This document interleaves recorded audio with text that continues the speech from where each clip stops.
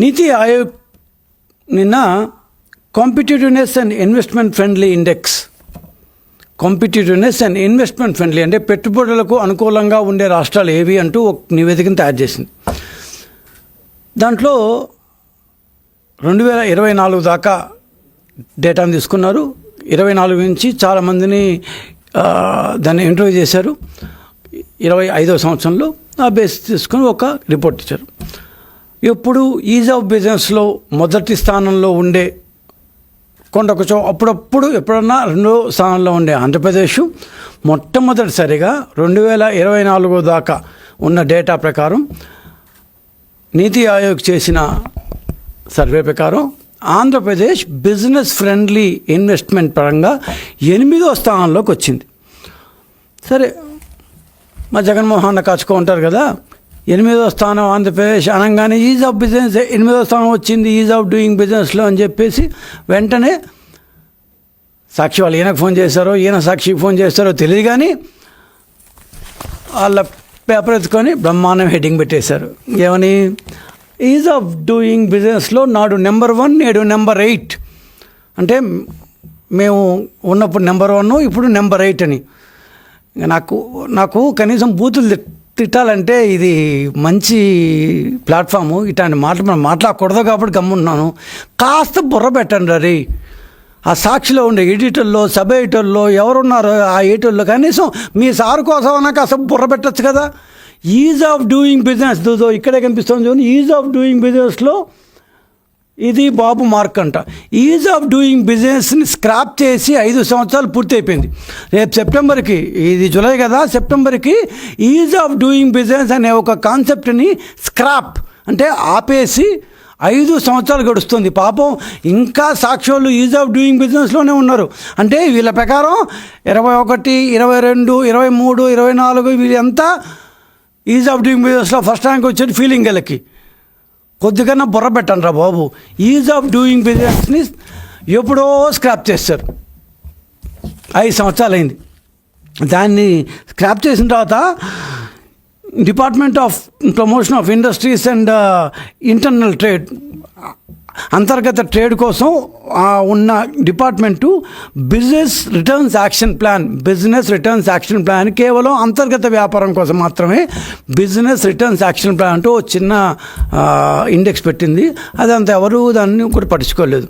ఇది అయిపోయిన తర్వాత, ఎలక్షన్ జరిగిన తర్వాత, గవర్నమెంట్ మారిన తర్వాత దాదాపు 2024 నవంబర్ ఆ ప్రాంతంలో నీతి ఆయోగ్కి కేంద్ర మంత్రివర్గం ఒక ఇండెక్స్ తయారు చేయండి, ఏ రాష్ట్రం ఎంతంత ఇన్వెస్ట్మెంట్ ఫ్రెండ్లీగా ఉంది అని చెప్తే దీనికి డేటా ఏం కావాలి అంటే గత 5 సంవత్సరాలుగా, అంటే 2024 నవంబర్కి ముందు 5 సంవత్సరాలుగా ఏ డేటా అయితే ఉందో ఆ డేటాని కన్సిడరేషన్లోకి తీసుకొని దేశవ్యాప్తంగా ఉండే కంపెనీల ఓనర్లు కావచ్చు, సీఈఓలు కావచ్చు, ఫైనాన్స్ వాళ్ళు కావచ్చు, వాళ్ళతో మాట్లాడి ఏ స్టేట్ ఏ రకంగా ఇన్వెస్ట్మెంట్ పరంగా అనుకూలంగా ఉందో తయారు చేయమని నీతి ఆయోగ్కి చెప్తే 1.5 సంవత్సరం తర్వాత నీల్సన్ అనే ఒక సర్వేయన్సీ బేస్గా ఇన్వెస్ట్మెంట్ ఫ్రెండ్లీ ఇండెక్స్ అనే ఒక తయారు చేశారు. మన సాక్షులు ఏదేదో దేంట్లో ఇంతకు వీళ్ళకి అర్థం కాని ఏంటంటే పిచ్చోళ్ళు 5 సంవత్సరాలు అంటే 2019 నుంచి 24 దాకా ఇవాళ వీళ్ళు వేసుకున్నారే బుర్ర తక్కువ ఎదవలు, బుర్ర తక్కువ వాళ్ళు. ఇది ఈ 8వ స్థానం 2019 నుంచి 24 దాకా ఉన్న సంవత్సరానికి గాను వచ్చిన రికార్డు. అంటే ఏమీ చూసేదిలే, పరీక్ష ఇవాళ రాస్తాము, ఒక 6 నెలల తర్వాత దాని రిజల్ట్ వస్తుంది. పరీక్ష రాసే రోజు వైసీపీ అధికారంలో ఉందనుకోండి, పరీక్ష రిజల్ట్స్ వచ్చిన తర్వాత టీడీపీ వచ్చింది, రాసినవాడు ఫెయిల్ అయ్యాడు. అంటే ఇప్పుడు టీడీపీ దీంట్లో ఫెయిల్ అయ్యట, ఎగ్జామ్ రాసిన వైసీపీ దీంట్లో ఫెయిల్ అయ్యట. రాసింది ఎవరు ఎగ్జాము? వైసీపీ రాశారు ఎగ్జామ్ 5 సంవత్సరాల పాటు. 8వ స్థానం వచ్చిందా అని నీతి ఆయోగ్ చెప్పింది. ఎప్పుడు చెప్పింది? 1 సంవత్సరం దాకా చెప్పింది. ఆ సంవత్సరం తర్వాత మేము అధికారంలోకి వచ్చాం. అంటే అప్పుడు వీళ్ళు అప్పుడు 1వ స్థానం అంట, వీళ్ళ బొంద అంట, ఇప్పుడు 8వ స్థానం అంట. మీ దీంట్లో ఎగ్జామ్ రాశారా, మీరు ఫెయిల్ అయ్యారని చెప్పారా, చిత్తుగా ఫెయిల్ అయ్యారా. ఒకటో is of doing business scrap చేశారు అన్న విషయం కూడా తెలియదు. నీతి ఆయోగ్ ఏమి ఇండెక్స్ ఇచ్చిందో కూడా చూడలేదు, ఎప్పుడు డేటానో కూడా చూడలేదు, ఏ సంవత్సరం నుంచి ఏ సంవత్సరం దాకా డేటా అప్లికబుల్ అవుతుంది అని కూడా చూడలేదు. ఆంధ్రప్రదేశ్ 8th ప్లేస్ అనగానే పరిగెత్తుకొని లగ్గెత్తుకొని దాన్ని పంచి ఎగ్గట్టి నేరు రాశారు. కొద్దిగా బుర్ర పెడతామనరా. ఈ నీతి ఆయోగ్ అనేది మా యొక్క ప్రభుత్వానికి సంబంధించిన మార్కుల లిస్టు కాదు. సాక్షి ఇంకోసారి చూపిస్తున్నా ఈ సాక్షులకి, బుర్రతోకు సాక్షులకి. నాకు ఒక్కసారి పాపం జగన్మోహన్ రెడ్డిని చూస్తే బాధేస్తుంది, మా అన్నయ్యని చూస్తే. ఇట్లాంటి వాళ్ళని పెట్టుకుంటే, ఇట్లాంటి సాక్షిలో ఈ టైప్ ఆఫ్ ఈటలను పెట్టుకుంటే ఎప్పుడు బాగుపడేది చెప్పండి మీరు. ఈసారి 11 కాదు ఇంకా తగ్గినా కూడా ఆశ్చర్యమే లేదు ఇట్లాంటి వాళ్ళని పెట్టుకుంటే. కాస్త మీ సాక్షిలో ఉన్న వాళ్ళకి బుర్ర పెట్టమని చెప్పండి. మరి ఇంత బుర్ర తక్కువ వాళ్ళు పెట్టుకొని ఏం పేపర్ నడుపుతున్నావు బాసు నువ్వు? ఈ నీతి ఆయోగ్ ఇండెక్స్ ఏ ఇండెక్స్లో అయితే ఇప్పుడు 8వ స్థానంలో వచ్చేసింది, ఆంధ్రప్రదేశ్ చంకలు గుద్దుకుంటూ వచ్చి హెడ్డింగ్ వేసుకున్నాడే, ఆ నీతి ఆయోగ్ ఇండెక్స్ 2019 నుంచి 2024 మధ్యకాలంలో వైఎస్ఆర్సీపీ పాలనలో జరిగిన ఆర్థిక అరాచకాలకు, అడ్డగోలు పాలనకు, చేతకానితనానికి నిలువెత్తు సాక్ష్యం. ఎందుకంటే వీళ్ళు చెప్పినట్టే, ఈ సాక్షి చెప్పుకున్నట్టే 8వ స్థానంలో వచ్చింది. 8వ స్థానంలో వచ్చిందని సంకలు గుద్దుకుంటూ వేసుకున్నారో, లేకపోతే ఈ పరీక్షల 5 సంవత్సరాల పరీక్షల రిజల్టు, పోస్ట్ మార్టం రిపోర్టు నీతి ఆయోగ్ ద్వారా ఇవాళ వస్తే ఇది మనం వాళ్ళ మీద దోసేస్తాంలే, మామూలుగా మనకు బురద వేయడం అలవాటే కదా, ఈ బురద వాళ్ళ మీద దోసేస్తాము, మామూలు జనాలు ఏమనుకుంటారు ఇప్పుడు వచ్చింది కాబట్టి ఈ 1 సంవత్సరానికి సంబంధించిందేమో ఇది, చంద్రబాబు ఏమీ చేయట్లేదని మనం కలరింగ్ ఇచ్చేయవచ్చు. మరి ప్రజల మీద అంత నమ్మకం లేదా మీకు? ప్రజల యొక్క బుర్రలు మీ అంత బుర్ర తక్కువ బుర్రలు అనుకున్నారా? కంట్రోలర్ ఆడిటర్ జనరల్ కావచ్చు, ఆర్బీఐ కావచ్చు, వీళ్ళ లెక్క తేల్చిన పాత డేటా ఆధారంగానే నీతి ఈ ర్యాంకులు ఇస్తుంది. ఇప్పటికిప్పుడు నువ్వు నేను రోజు న్యూస్ పేపర్లో మాట్లాడుకున్న దాని మీద బేస్ చేసుకుని నీతి ఆయోగ్ ఇవ్వదు. సో ఇప్పుడు వచ్చిన ఈ నీతి ఆయోగ్ ర్యాంకులు 2019 నుంచి 2024 వరకు జరిగిన వైఎస్ఆర్సీపీ పరిపాలన 5 ఏళ్ల పాటు 25 మార్చి నాటికి ముగింపు లెక్కలపై మాత్రమే ఆధారపడి ఉంటాయి. టీడీపీ కూటమి ప్రభుత్వం వచ్చింది జూన్ 24, మేము ఫుల్ టైం బడ్జెట్ పెట్టింది నవంబర్ 2024, 4 నెలలకు ఫుల్ టైం బడ్జెట్ పెట్టాం. మేమేంది ఇచ్చే లెక్కలు ఇంకా కనీసం ఆలోచించట్రా? ఏమో సంకలు గుద్దుకొని రూపాయి హెడ్డింగ్ వేసుకునేసేదే. సో ఈ నీతి ఆయోగ్ ఇన్వెస్ట్మెంట్ ఫ్రెండ్లీనెస్ ఇండెక్స్ 2026లో నివేదిక వస్తే ఆ లెక్కలన్నీ దాదాపు పూర్తిగా 2019-24 మధ్యలో ఉన్న వైఎస్ఆర్సీపీ ప్రభుత్వం కాలం నాటి పనితీరును, అప్పటి ఆర్థిక పరిస్థితులను సూచిస్తూ వచ్చాయి. సో ఒక రకంగా చెప్పాలంటే 2019-24 మధ్యలో జరిగిన ఆర్థిక పోస్ట్ మార్టం ఇది. సరే ఆ 5 సంవత్సరాల పాటు మనం చాలా చెప్పాం. అప్పుడు జరిగిన ఆర్థిక అరాచకత్వము, ఆర్థిక విధ్వంసము ఏ విధంగా ఉండింది, రాష్ట్రం ఏ విధంగా నష్టపోయింది చాలాసార్లు మేము చెప్పాం. సరే, ఒక పొలిటికల్ పార్టీగా మేము చెప్పిన దాన్ని పక్కన పెడితే, భారతదేశంలో కల్లా అత్యంత రెగ్యులేటరీ ఆర్గనైజేషన్ నీతి ఆయోగ్ కూడా ఇవాళ అదే విషయాన్ని స్పష్టం చేస్తోంది. భారతదేశంలో 8వ స్థానానికి దిగజారిపోయింది. ఇంకా లోపల పోతే ఆశ్చర్యపరిచే ఉన్న ఈ యొక్క రిపోర్ట్లో ఏంటంటే, రాష్ట్రం చేసిన అప్పులు, మన జగన్మోహన్ రెడ్డి గారు దానికే కదా ఫేమస్. ఈ రాష్ట్రం చేసిన అప్పులు జిఎస్డిపిలో ఏకంగా 35%కు చేరిపోయాయంటే, మొత్తం అప్పులు వర్సెస్ మొత్తం total GSDP, gross state domestic product 35% దాటిపోయిందంట ఆయన చేసిన అప్పులు. సో ఇది 15వ ఆర్థిక సంఘం కూడా ఈ విషయం ఆల్రెడీ చెప్పింది. ఈ అప్పులన్నీ ఎందుకు చేశాము అంటే అడ్డగోలుగా బటనకేసాం. ఇది మాకెందుకు వర్తించదు అంటే 2023-24 దాకా ఉంది కాబట్టి, మేము అప్పటికి అధికారంలో ఇంకా రాలేదు కాబట్టి, అప్పటికి అధికారంలో ఉండదు వైఎస్ఆర్సీపీనే కాబట్టి అధికారం వర్తిస్తుంది. ఓకే,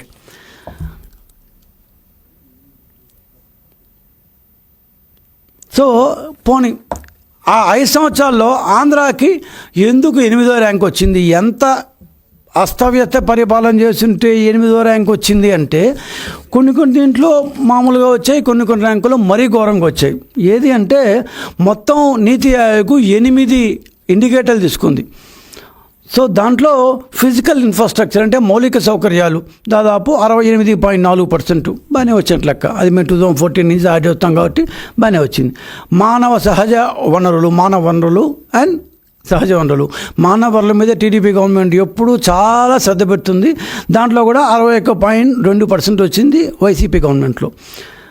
కానీ ఆర్థిక క్రమశిక్షణ, బాగా వినండి, ఆర్థిక క్రమశిక్షణ ఇంగ్లీష్లో ఫిస్కల్ ప్రుడెన్స్ అంటారు. ఫిస్కల్ ప్రుడెన్స్ అంటే ఆర్థికంగా ఇవాళ మన జీతం ఇంత అయితే మనం ఎంత ఖర్చు పెడుతున్నాము, మన ఆదాయం ఎంత, మన యొక్క సంపాదన ఎంత, ఈ సంపాదనలో మనం ఏ విధంగా ఖర్చు పెడుతున్నాము, దీన్ని ఆర్థిక క్రమశిక్షణ అంటారు.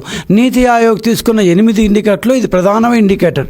దీంట్లో వైఎస్ఆర్సీపీకి 100కి 9.9 మార్కులు మాత్రమే వచ్చాయి. 100కి 9.9. ఒక్కసారిగా మిగతా సబ్జెక్టులో అంతా వచ్చిన మార్కులు ఈ ఒక్క సబ్జెక్టుతో పోయింది. సో ఆర్థిక క్రమశిక్షణ పూర్తిగా లేదు, 90% లేదంట. 9.9% 100కి అంటే 91 మార్కులు పోయినాయి, 9% మాత్రం ఉన్నాయి. సో 9 మార్కులు వచ్చాయంట. డెట్ సస్టైనబిలిటీ అంటారు. అంటే అప్పుల స్థిరత్వం. అప్పులు ఎంత చేస్తున్నారు, మీ ఆదాయం తగినట్టుగా చేస్తున్నారా, ఆదాయం కన్నా ఎక్కువ చేస్తున్నారా, ఆదాయంకి అప్పులకి సంబంధం లేదా అనే ఇంకొక ఇండికేటర్. దీంట్లో 100కి 4.2 వచ్చాయంట. 100కి 4 మార్కులు. బుగ్గన అనే వ్యక్తి ఎక్కడ ఉన్నాడో మనకు ఆర్థికమని తెలియదు, కానీ ఇప్పుడు హైదరాబాద్లోనో అనంతపూర్లోనో ఉంటాడు. ఆయన ఎప్పుడు అమరావతికి అసలు రాడు. ఇంకే పని ఇక్కడ ఆయనకి. జగన్మోహన్ రెడ్డి గారు మీరు చేశారో, మీ ఆర్థిక మంత్రి చేశారో, మీ అడ్వైజర్లు చేశారో, మీరు మొత్తం కలిసి చేశారో. అప్పుల స్థిరత్వం, డెట్ సస్టైనబిలిటీ. మీరు మామూలుగా కంపెనీలు రన్ చేసేవారు, మీకు చాలా కంపెనీలు ఉన్నాయి. So you will be very well be knowing about debt sustainability. ఆదాయాన్ని బట్టి అప్పులు ఎంత చేయాలి.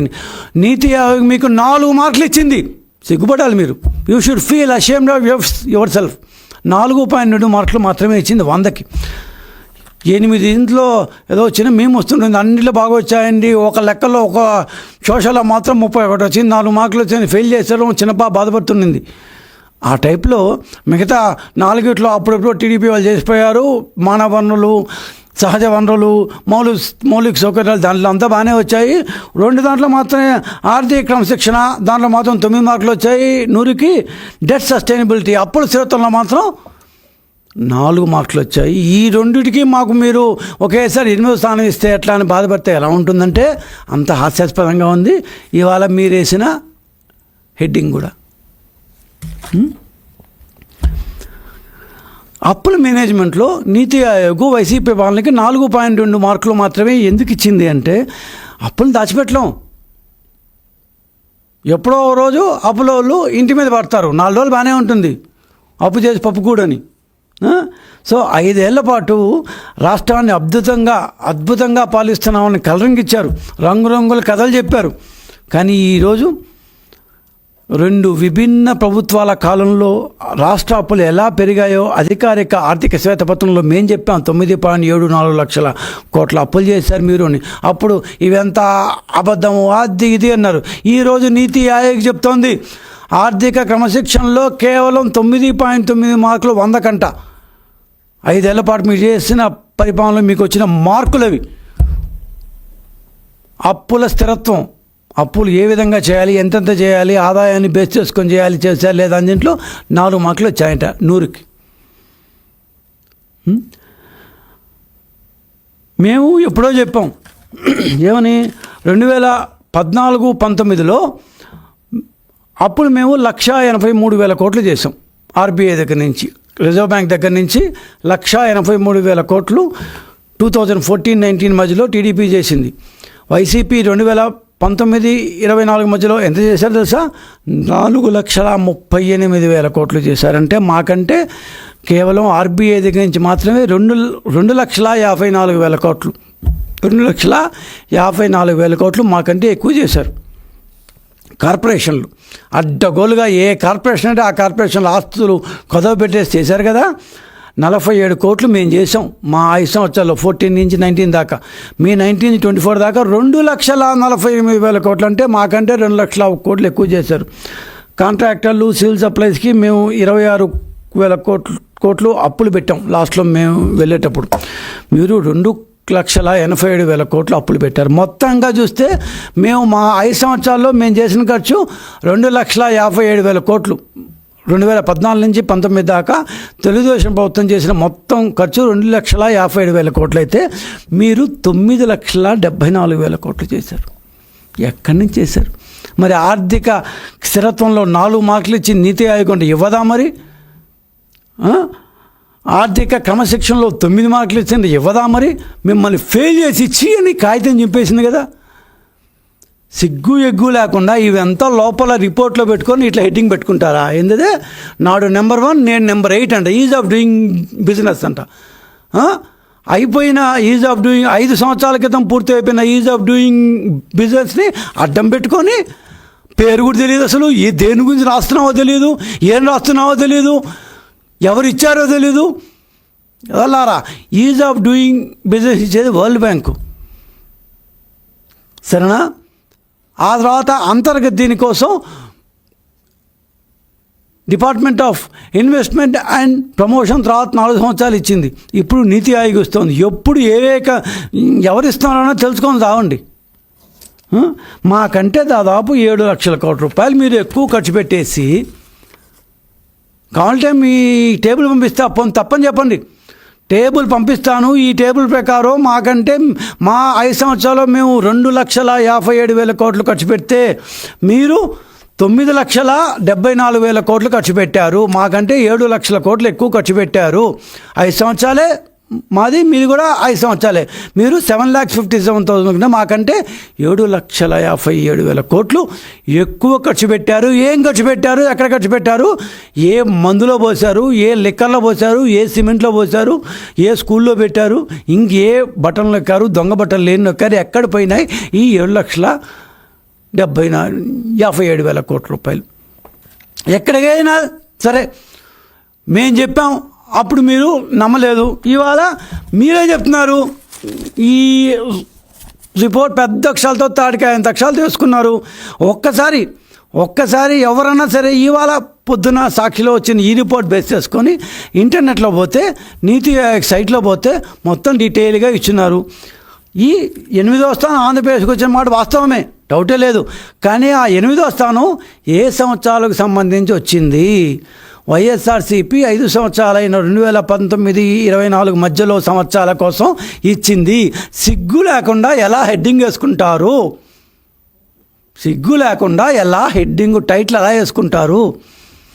ఎక్కడైనా సరే నాతో చర్చించినా పర్లేదు, మా అధినాయకుడితో చర్చించినా పర్లేదు, ఎవరితో అయినా సరే ఎక్కడైనా సరే మా బాలయ్య బాబు చెప్పినట్టు ఎనీ ప్లేస్ ఎనీ టైం.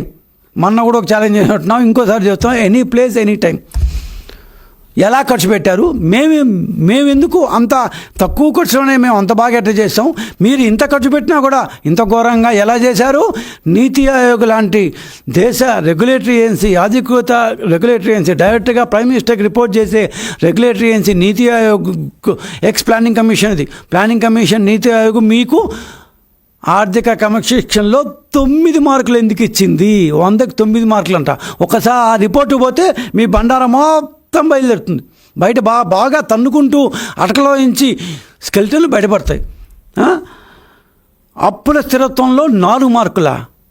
మేము ఊరికే అప్పుడు మిమ్మల్ని తిట్టలేదు. రోజు ఇదే ఈ ప్లాట్ఫామ్ నుంచి చాలాసార్లు చెప్పాము, ఇన్ని అప్పులు చేయొద్దని రా, అప్పులు ఘోరం అయిపోతున్నాయిరా, మనం నాశనం అయిపోతాను రా అంటే అప్పుల స్థిరత్వం మీద మీ నీతి ఆయోగ్ కేవలం 4 మార్కులు ఇచ్చింది. అసలు ఇన్ని అప్పులు ఎట్లా చేశారని డీటెయిల్గా మనం పోవచ్చు. ఏమంటే కేంద్ర ప్రభుత్వం ఎఫ్ఆర్బిఎం వల్ల డైరెక్ట్గా అప్పుల దొరకను గ్రహించి కార్పొరేషన్ ద్వారా ఏపీ స్టేట్ డెవలప్మెంట్ కార్పొరేషన్ లాంటి నీడ సంస్థలు, షాడో సంస్థలను సృష్టించారు. చివరికి రోజువారీ మద్యం ద్వారా వచ్చే అమ్మకాల దగ్గర నుంచి, ఆ లాభాల దగ్గర నుంచి అసెంబ్లీకి కూడా తెలియకుండా, అసెంబ్లీలో పెట్టకుండా, ఆమోదం తీసుకోకుండా ఆస్తులను కొదవబెట్టారు. దొడ్డిదారిన దాదాపు 2 లక్షల పైచీల కోట్లను కార్పొరేషన్లు అప్పు తెచ్చి దాన్ని తెచ్చి మళ్ళా ఖజానాలో వేసుకొని దాన్ని మళ్ళా మీ ఇష్టం వచ్చి వాడుకున్నారు. 1 కాదు 2 కాదు. మరి ఆర్థిక క్రమశిక్షణ అంటే ఇదే. మరి ఊరికి ఎందుకు వస్తాయి 9 మార్కులు 100కి? షాడో డెట్ అంటారు అనమాట. సో పైకి బటన్ నొక్కి నగదు బదిలీ చేస్తున్నాం డబ్బా కొట్టుకుంటూ, లోపల ప్రభుత్వ బిల్లులను చెల్లించకుండా 2,57,000 కోట్ల రూపాయలు అప్పులు పెట్టేసిపోతారా? 2,57,000 కోట్ల రూపాయలు కాంట్రాక్టర్ల దగ్గర నుంచి ఉద్యోగుల డిఏ బకాయిల దగ్గర నుంచి రిటైర్ అయిపోయిన వాళ్ళ గ్రాట్యుటీ దగ్గర నుంచి చిన్న చిన్న వాళ్ళు పెయింటర్లు వాళ్ళకి వీళ్ళకి ఇవ్వాల్సిన డబ్బులు రకరకాల వెండర్లకి 2,57,000 కోట్లు అప్పు పెట్టేసిపోయారా? 5,300 కోట్ల రూపాయలు ఫీజు రీఎంబర్స్మెంటు అప్పు పెట్టేసిపోతారా? మేము బ్రహ్మాండం చేసామంటారా? అందుకే మీకు 4 మార్కులు ఇచ్చింది నీతి ఆయోగ్, మీకు 4 మార్కులు ఇచ్చింది. అప్పుల యొక్క స్థిరత్వం, డెట్ సస్టైనబిలిటీ ఇండెక్స్ మీద 4 మార్కులు. సిగ్గులేదా? 4 మార్కులు తెచ్చుకోను. ఒకసారి ఆ రిపోర్ట్ పోయి కనీసం చదువు ఉండాలి కదా. ఆ రిపోర్ట్ చదవకుండా నేరుగా మొత్తం బురద మా మీద వేసేద్దామని నేరుగా వచ్చేసేయడమే ఎగేసుకొని. డీటెయిల్గా చెప్పచ్చు ఇంకా వరుసగా, కానీ చాలాసార్లు చెప్పాం. ఇవాళ జరిగింది ఏంటి అంటే, ఓ రకంగా మేమందరం నీతి ఆయోగ్కి కృతజ్ఞతలకు we should be gracious to them. Why because ఇన్ని రోజులు మేము చెప్పాం, ఈరోజు పోస్ట్ మార్టం రిపోర్ట్ని నీతి ఆయోగ్ ఇచ్చింది. నీతి Aayog has given the post mortem report of your 5-year rule. ఇంత ఘోరంగా చేశారు. మొత్తం మీద 48% అప్పుల స్థిరత్వం మీద 100కి 4 మార్కులు, ఆర్థిక క్రమశిక్షణ మీద 100కి 9 మార్కులు. ఇది మీరు 5 సంవత్సరాల పాటు తెచ్చుకున్న మార్కులు. సిగ్గు లేకుండా దాని మళ్ళా పక్కల హెడ్డింగ్ ఒకటి. మీ బతుకులు చెడా. ఇంకోటి గవర్నమెంట్ పాలసీ 100కి 41 మార్కులే వచ్చాయండి. అసలు మనకు పాలసీ ఏడిస్తే కదా గవర్నమెంట్ పాలసీ. మీరు ఉన్నప్పుడు నిన్న లోకేష్ గారు జయదేవ్ గల్లా గారికి, సార్ మీరు బ్రహ్మాండంగా ఎప్పుడు మీరు హైదరాబాద్లో పోయి ఇక్కడి నుంచి వీళ్ళు వైసీపీ గవర్నమెంట్ సర్వేస్తే హైదరాబాద్లో పోయి బ్రహ్మాండం కట్టారు, చాలా బాగుంది బిల్డింగు. చూస్తే నాకు బాధేసింది. అరే అంత 12,000 కోట్ల రూపాయలు ఆంధ్రప్రదేశ్లో రాయలసీమలో నువ్వు రాయలసీమకు చెందినోడివి 12,000 కోట్ల రూపాయలతో బ్రహ్మాండమైన స్టోరేజ్ బ్యాటరీ సిస్టమ్స్ ఇది పెడతా అంటే వాళ్ళని తరివేసి మీ సజ్జల లక్షణాన్ని దండం పెడుతున్నాను, మీరు ఇక్కడి వెళ్ళిపోండి అని సిగ్గు లేకుండా ఇప్పుడు మహబూబ్ నగర్లో పోయి పెట్టుకున్నారు. కొన్ని వేల ఉద్యోగాలు ఇస్తాను. సిగ్గులే మీకు? వేల ఉద్యోగాలు పోయాయి కదా బాబు. అట్లాంటి వాళ్ళు లోకేష్ గారు మీకు ఎప్పుడు మా ద్వారం తెచ్చే ఉంటుంది బాబు, ఎప్పుడు ఉన్నారా వచ్చి పెట్టు అని చెప్తుంటే అట్లాంటి వాళ్ళు తరివేసిన మీరు పాలసీ లెవెల్లో మీకు 41 మార్కులు వచ్చాయని చెప్పారు నీతి ఆయోగ్ రిపోర్ట్లో. ఇప్పటికైనా కనీసం మా ప్రెస్ కాన్ఫరెన్స్ విన్న తర్వాత అయినా ఆ రిపోర్ట్లో ఏముందో చదివిస్తామండి. ఇంకోసారి ఇట్లాంటి హెడ్డింగ్ పెట్టరు. 10 సార్లు చెప్తున్నాను నేను. ఇంకొకసారి సిగ్గు లేకుండా ఇంకొకసారి రిపోర్ట్ చదివి సావండి. కావాలని ఈ వర్డ్ వాడుతున్నాను. ఈ రిపోర్ట్ చదవండి, లోపలికి పోయి ఏముంది చదవండి, ఏ సంవత్సరాల కోసం ఈ రిపోర్ట్ ఇచ్చా చదవండి. బుద్ధి లేదు వాళ్ళ. మిమ్మల్ని తిట్టే ఇది మీరు వేసుకుంటారట. 2019 నుంచి 24 వరకు దాంట్లో ఒక సబ్జెక్ట్లో 9 మార్కులంట, ఇంకో సబ్జెక్ట్లో 4 మార్కులంట, పాలసీ గవర్నమెంట్ పాలసీ విషయంలో 100కి 41 మార్కులంట. ఇట్లాంటివన్నీ చెప్పుకొని దీన్ని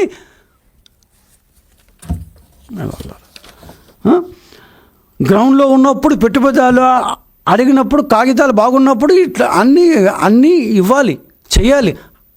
అట్లా పాలసీలు ఇష్టం వచ్చేట్టు ఈరోజు ఒక రాజధాని, రేపు 3 రాజధానులు, ఇంకొన్ని రోజులతో రాజధాని వద్దు. ఇప్పుడు మీరు కానీ మా కర్మ కొద్దీ జనాలకు ఏమంటే వాళ్ళ అదృష్టం బాగుందిగా వచ్చింటే ఇప్పుడు కొత్తగా ఒక మావిగన్ అంట. అసలు మావిగన్ ఎక్కడ ఉంటుంది, సిఆర్డీ ఎక్కడ ఉంటుందో తెలుస్తావు. మళ్ళా దాన్ని కొత్తగా మావిగన్ అంట. ఏకపక్షంగా తొగ్గుల నిర్ణయాలు, గ్రీన్ ఎనర్జీ కర్నూలులో సోలార్ వాళ్ళు పెడితే గ్రీన్ ఎనర్జీ రాగానే మనకు వాళ్ళు పెట్టేస్తే మనకేం వచ్చేది, మన కమిషన్లో వాళ్ళు మొత్తం రద్దు చేసేయన్నారు. చివరికి జపాన్ గవర్నమెంట్ సాఫ్ట్ బ్యాంక్ అని ఉంది వాళ్ళది, పెద్ద బ్యాంక్ అది. ఆ సాఫ్ట్ బ్యాంక్ జపనీస్ గవర్నమెంట్కి రిపోర్ట్ చేస్తే దానికి పెట్టుబడి పెట్టిన వాళ్ళు దాన్ని కర్నూలులో సోలారు దీనికి దాని యొక్క పీపీఏలు పవర్ పర్చేజ్ అగ్రిమెంట్ రద్దు చేస్తే ఆ కంపెనీలు సాఫ్ట్ బ్యాంక్ చెప్తే, సాఫ్ట్ బ్యాంక్ జపనీస్ గవర్నమెంట్ చెప్తే, జపనీస్ గవర్నమెంట్ ఇండియన్ గవర్నమెంట్ చెప్తే మొట్టిగా వేస్తే ఢిల్లీ నుంచి మూసుకొని మళ్ళా అదే అప్పటి ఐఏఎస్ ఆఫీసర్ శామ్యూల్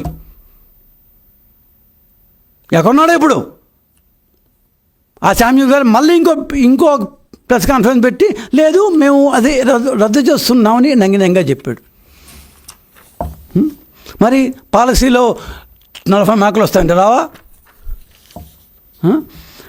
ఇది మీ 2019-24లో మీ యొక్క ఏమంటారు మీ స్థాయి అంటే ఏంటి, అసలు మీ యొక్క పరిస్థితి అంటే ఇది.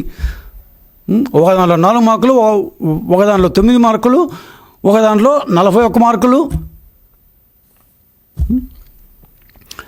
సరే మీది అయిపోయింది, మేము వచ్చాము. ప్రతి సంవత్సరానికి అన్నారు ఫస్ట్ కాదు 2 ఇయర్స్కి వస్తారు, మళ్ళీ 28లో వస్తుంది. ఇదే దీంట్లో మనం ఉంటాము. ఈసారి ఎన్ని మార్కులు వస్తాయో చూద్దాం. ఛాలెంజ్ చేస్తున్నాం. ఈసారి మనకి ఎన్ని మార్కులు వస్తాయి మేము చెప్తున్నాం. ఈసారి ఖచ్చితంగా 1, 2, 3లో ఉండి తీరుతాం.